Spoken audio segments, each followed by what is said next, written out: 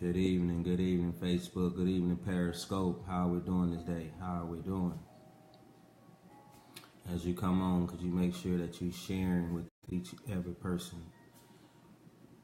And give me your name and where you're from. I'm Gerald. I'm here solo today. My wife is not with me. And this broadcast is Bent But Not Broken. And it's the title, A Man's Attitude Towards Marriage. Come on. If you know a male, you know your father, your uncles, your brothers, your cousins that are males, wives, it's for you too. Daughters, it's for you too, because you need to know how's a man's attitude towards his marriage or towards marriage. So this is not one of these messages or these broadcasts that you want to miss. You want to make sure that you're in tune for the whole 30 minutes. You want to make sure you sharing this. You make sure you like this. You make sure you giving us some likes and thumbs ups and some hearts, because I'm telling you, this is one of these shows tonight that you're not going to want to miss, because you're going to want to know how a man's attitude is towards a marriage. Because I'm telling you, it's one of those times, and it's one of these episodes, broadcasts, that you will be blessed. Truly be blessed. I see my wife on. Hey, honey, how you doing? I'm glad to see you on. All right. Make sure as you come on, you share. Please share. Please share. This is one of those times that I need you to share with everybody that you know. If you know anybody that's your Facebook friends, I need you to share it. I need you to give me some hearts, show me some love, because I'm telling you, doing this without my wife today, it's been one of these days. But God is going to give me the strength to get through this thing. Yes, He is. Yes, He is. So, today, our topic is a man's attitude towards marriage. Now, I don't know what's your attitude of growing up towards your marriage, but I'm going to talk about me. What type of marriages did I see as I was growing up? I grew up with my grandmother. My mother had a marriage, two marriages, and they weren't good. They weren't good at all. They were toxic. And as a young man growing up and you seeing a toxic marriage, people say that you're a product of your environment. If you stay in a toxic environment and you see toxic marriages, you're prone to having a toxic marriage. And so I just wanted you to know that my perspective of being in a single parent home, first with my mother and then moving in with my grandmother at a young age. And my grandmother was divorced, and her marriage made her angry, bitter.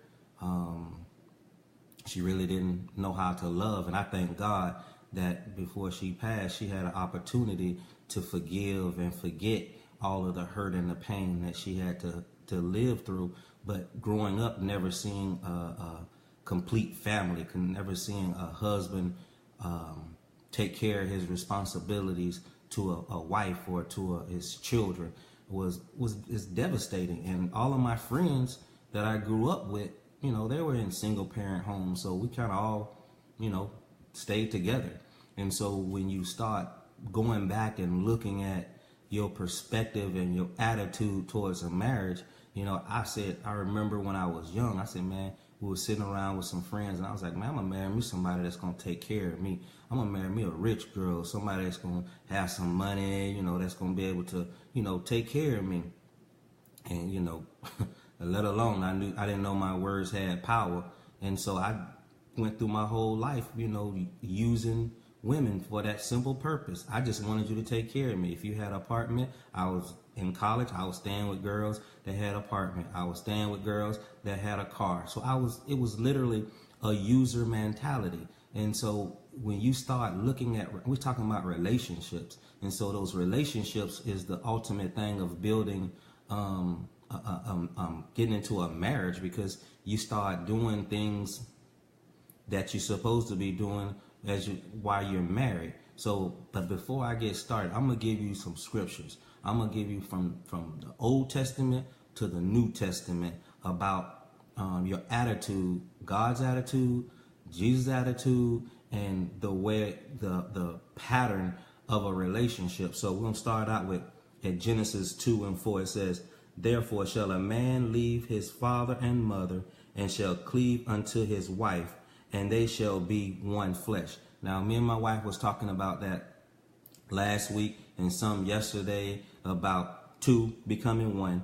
And with that is that you have to understand that at some point, husbands, men, you have to leave your mother and your father.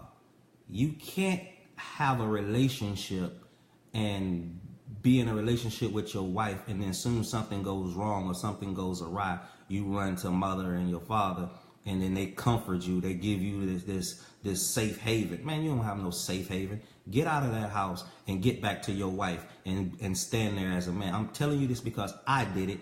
Every time I had responsibility roles that I was supposed to do, my responsibilities and anything that had to do with me standing up and being a man, I was running.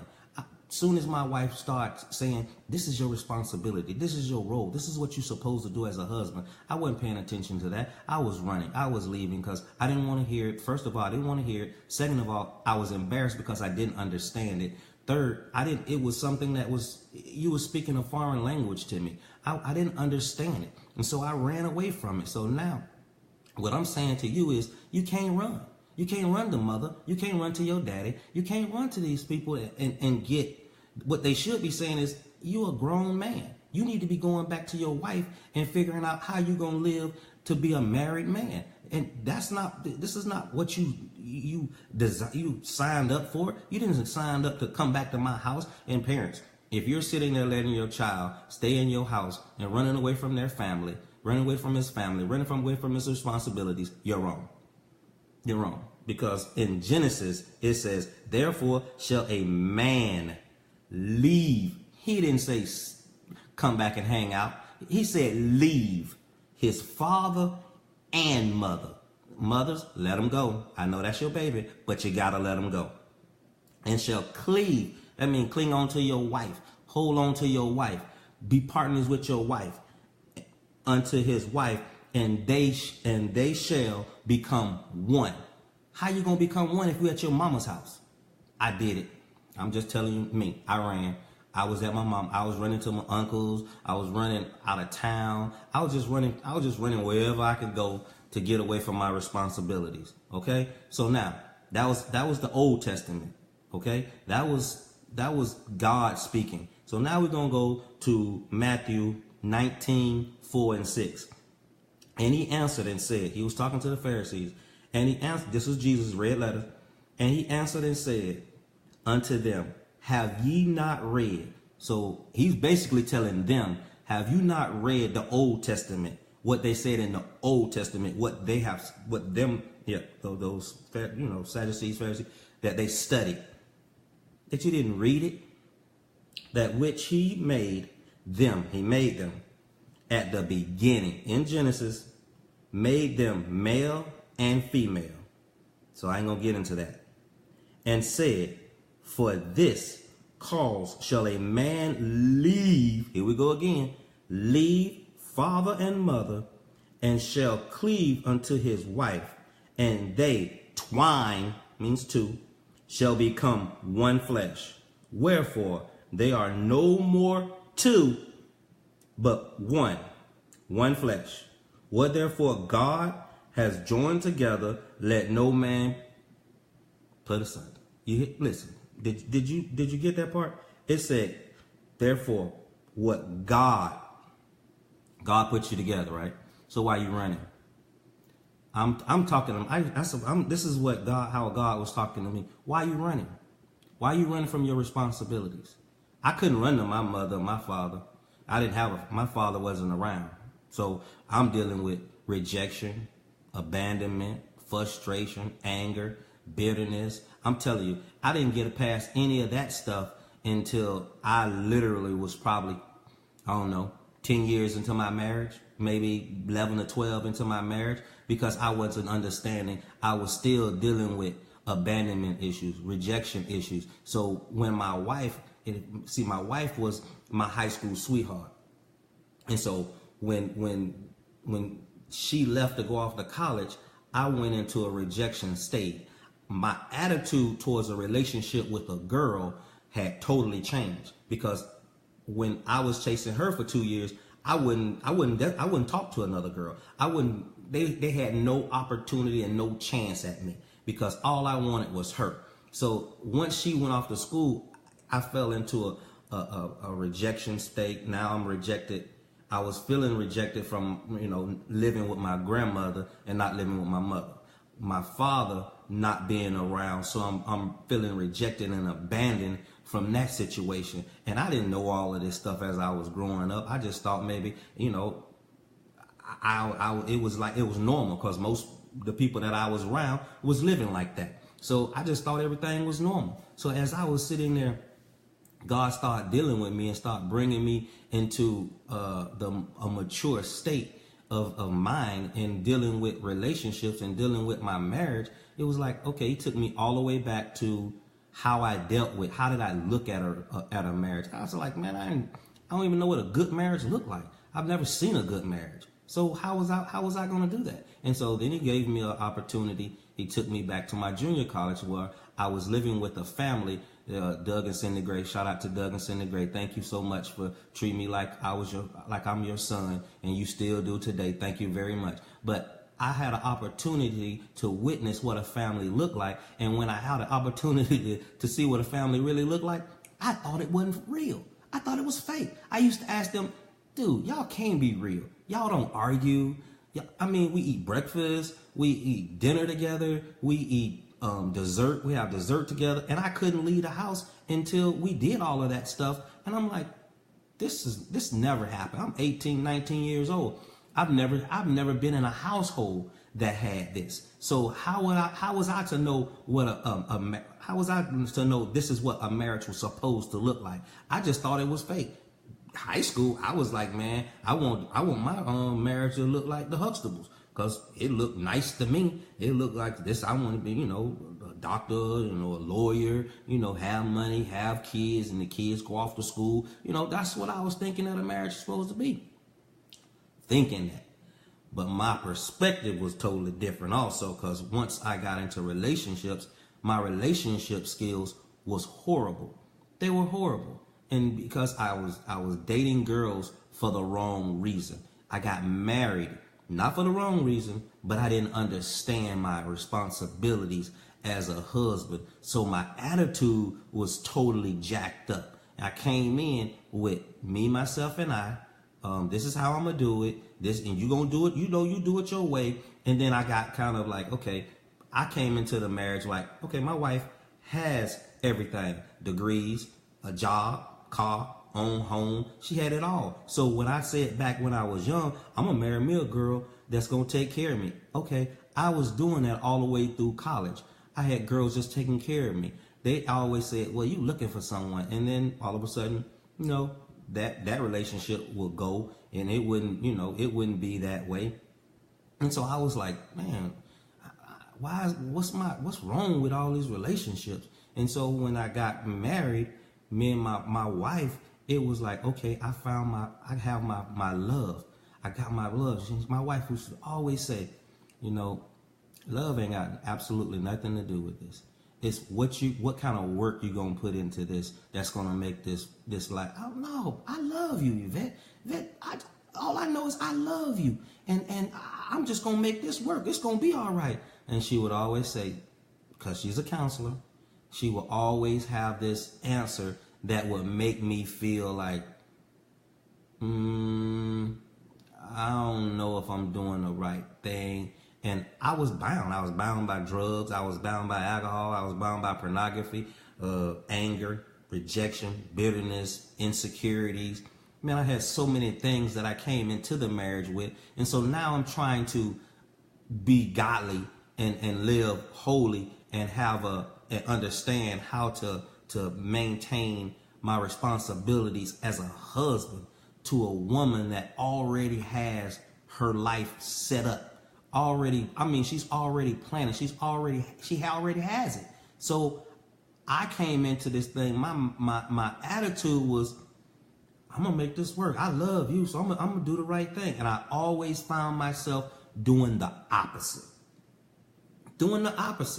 I wasn't doing what I was supposed to do. I wasn't taking care. I wasn't providing. I couldn't keep a job. So my attitude towards the marriage was, as a provider, well, that was gone because you're not working. You can't keep it. You won't keep a job. You won't do the right things for you to be a provider. Okay, you say you love me, but you're not sacrificing anything. You're not sacrificing anything. What are you going to sacrifice? I was like, I'm sacrificing, but you're not sacrificing. I wasn't sacrificing. I wasn't loving like God say love. Okay, so I'm gonna give you another scripture on the purpose. You know, because in Matthew was that purpose. It was the purpose of the marriage. The marriage was for two to become one. It was a union, and it was something that Jesus was explaining to the people, that it was happening in the beginning. In the beginning, it was ordained. God ordained it. In Matthew, God made it the purpose of a union, a unity, one, two becoming one. And now he goes into Ephesians and he tells the husband, you want to know what I need you to do? You know what I need you to do? Here's your pattern. In Ephesians 5:25, it says, husbands, love your wives as Christ also loved the church and gave himself for it. Here we go. That's where I was going wrong. I was going wrong in some of the other stuff over here too. But where I really was going wrong was I wasn't giving myself. Here's that sacrifice. When it says both of you have to die for this to work. I mean, you have to give something. You have to. I mean, if we're supposed to be the examples and the pattern of Christ to our family, but yet it says the church, husbands, love your wives. I mean, that's a command. Husbands, love your wives. Now, I already said I love my wife, even as Christ loved the church. Now, that's a different kind of love. You got to go back to where you first learned how to love. Who taught you how to love? What love did you get? Because in my house growing up, I wasn't getting a legit God type of love. I was getting the love that was coming from hurt, bitterness, anger, frustration, aggravation, all of the above. Why? Because my grandmother was hurt. My mother was hurt. They had bad relationships. And so the love that they was giving is what I was getting. I'm sorry, but that's just what I was getting. So now I'm looking at, he's saying, I'm supposed to love my wife. I'm saying I love my wife, but I'm not showing the love that God was talking about. It's that love that you're willing to give yourself. Are you willing to give? All men, if you're a husband, are you giving that type of love? Are you willing to give yourself for your wife? Are you willing to sacrifice your anger? Are you willing to sacrifice your friends? Are you willing to sacrifice that attitude that you have? Are you willing to sacrifice your pride that's holding you back? Are you willing to sacrifice that rejection spirit that you've been dealing with, and you not willing to let it go? You just want to say, why you rejected me? Why you feeling this way? And then you go run to your mama, or then you go run to someone else, or you go and commit adultery, or you find ways to escape. Stop escaping. You can't run away from God. You can't run away from your God-given responsibilities. I'm telling you, you can't do it. I already tried it. And if you're going to keep doing it, you're going to find out the hard way. So I'm just telling you just like this here. Cannot run. I've given you 3 scriptures of telling you from the Old Testament to the New Testament, and I gave you the pattern. So I'm just telling you, as men, because I'm telling you, you cannot run from your God-given responsibilities as a husband. As a husband. And if you think that you can run away from it, you wrong. Because I'm telling you, you cannot run away from God. He's omnipresent. He's everywhere. And so if he really wants to get to you, he'll get to you. He'll change your heart. He'll change your mind. But I'm telling you, you gotta be ready. You're gonna get to a point where you're gonna be like, I just give up. I surrender. I'm telling you, surrendering is your best option. And because I had to surrender, because I wanted to understand. I wanted my marriage to work. I wanted to be a good husband. I wanted to understand how to love my wife the way Christ loved my wife. I sacrifice now. I sacrifice it when I get mad. I just say, Lord, I tell my God said, I need you to hug on her and kiss on her. Man, do you know I'm mad? Are you willing to sacrifice your anger for the betterment of your marriage? Are you too stubborn to listen to the advice that your wife is giving? Pride, Leviathan, stiff-neck, stubbornness. Come on, we got to let that stuff go. We got to get delivered from rejection, get delivered from anger, get delivered from bitterness, because I'm telling you, that stuff will drive you to stuff that you really don't need to, you really don't want to do, because it'll drive you to abuse, physical, mental, and spiritual abuse, verbal abuse. It'll put you there. And so you don't want to be in that, because we talked about don't let any corrupt communication come out of your mouth. You need to put salt on your words. We talked about that. Those are strategies. Those are things that come out of the Bible that you just need to read on, meditate on the word, because I'm telling you, men, you should be sharing this. I mean, share this with every person that you know. I'm talking about young men that are trying to understand how they need to be a man. You got to understand all that stuff that you're dealing with right now. If you don't get rid of it and you get married, you bring that stuff into your marriage. And she didn't sign up for that. She signed up for the man that you said that you were supposed to be. And some of us lie. He lied. I lied. I told my wife lies. She said, oh, do you have this? Oh, I got that. You doing this? Oh, yeah, I'm doing that. Why? Because I love her and I wanted her. Because you'll tell you, come on, let's just be real. I mean, this is bent but not broken. And I'm just being transparent. I'm telling you the way I did it.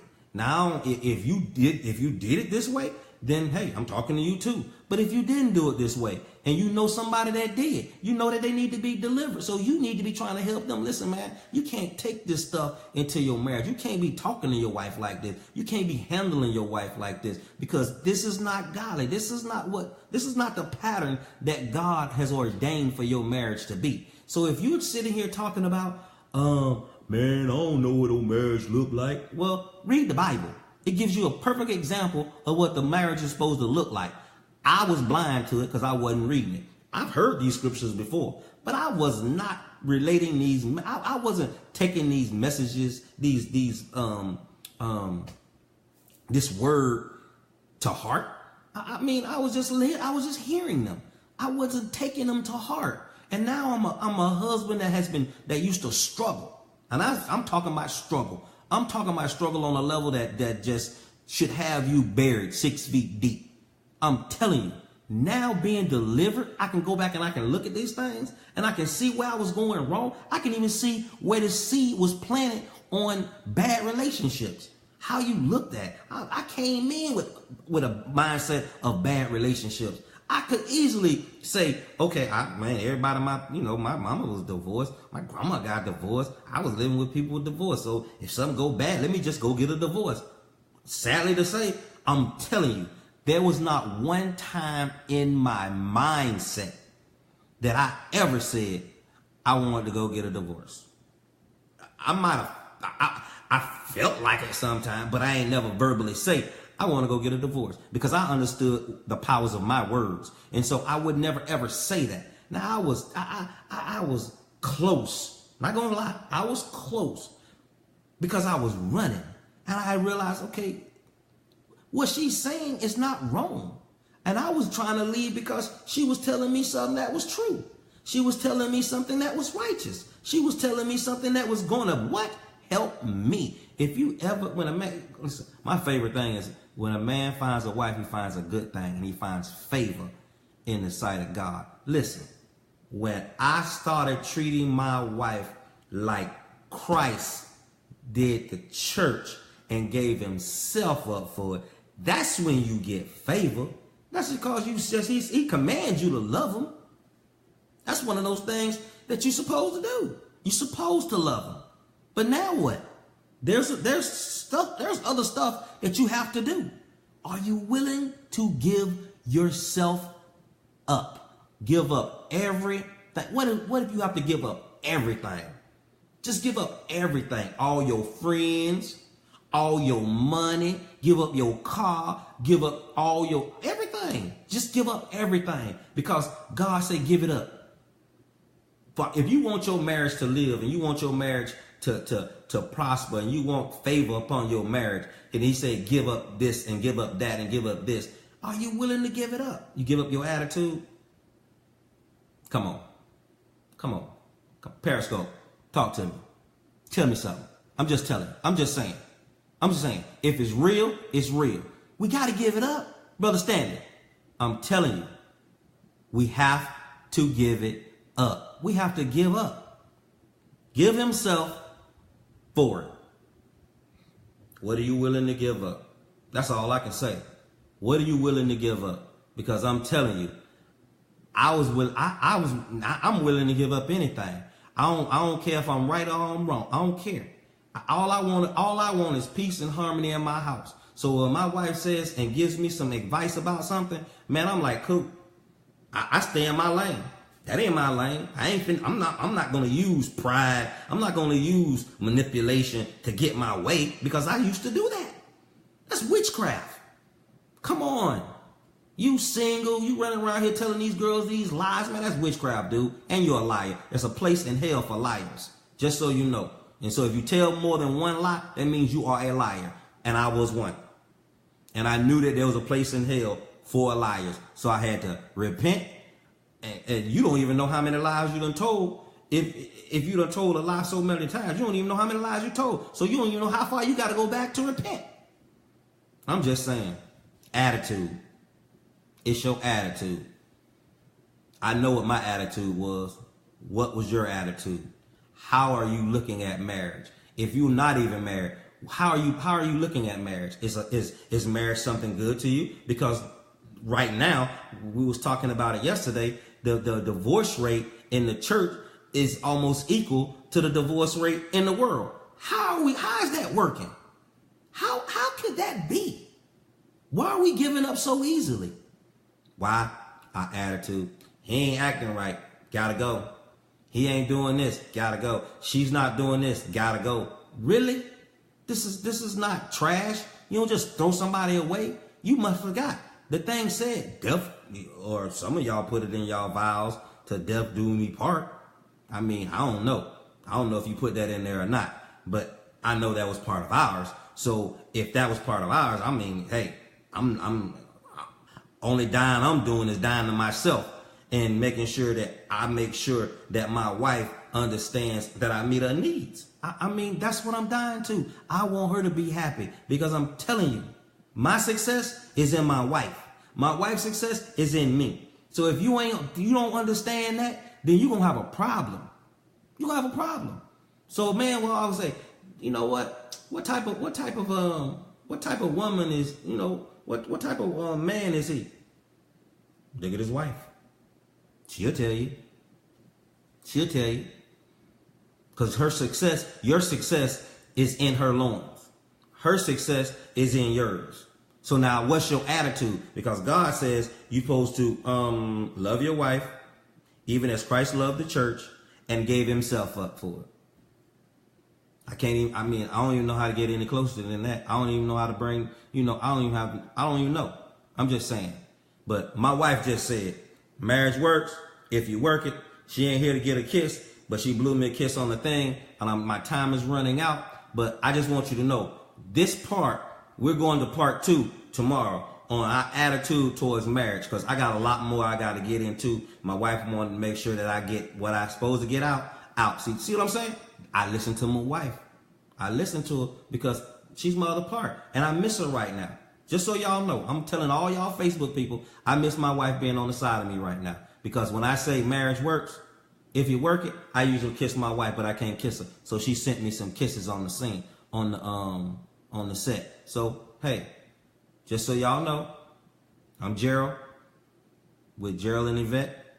You can look us up on website. Matter of fact, go on our website. I'm doing a webinar for the men. So if you guys know men, it's $39. It's $39, and it's tackling our spiritual roles. You can go on GeraldandYvette.com. You can sign up on there. You can get all the information on there. I'm telling you, this is one of these things that you're gonna want to get your husband or your brother or your dad or your uncle or any male, even wives or girl, whatever, the women. If you want to join in, because I want you to know what these men roles are and what these men are thinking about. So we're gonna get deep into it. So if you feel like that this is something that you want to give them for Christmas, it's 3 weeks and it's one day. It's a Thursday and it's 3 weeks. And I'm telling you, it will change and it will bless your life. It's tackling our spiritual roles.